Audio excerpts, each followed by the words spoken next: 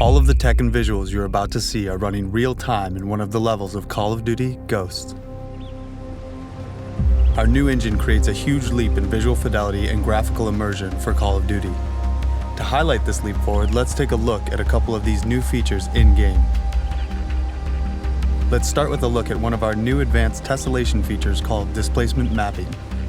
This feature allows our engine to create high-res geometry in real time on terrain surfaces that were in the past very flat. To better illustrate this, we are going to bring up some of the in-game development tools to show you what this new feature is actually doing. So with displacement maps off, you can see that the rocks on the riverbed are basically flat. However, as we slowly turn on displacement maps, you can see real geometry. The rocks, the nooks, the crags actually grow.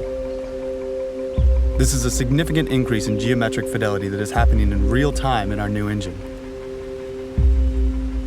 Another great new feature of the engine is called sub-D.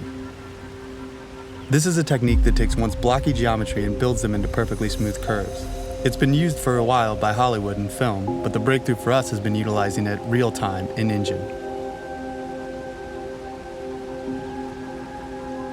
So as we look down the sight with sub-D turned off, you can actually see how the edges are jagged because of the normal poly count.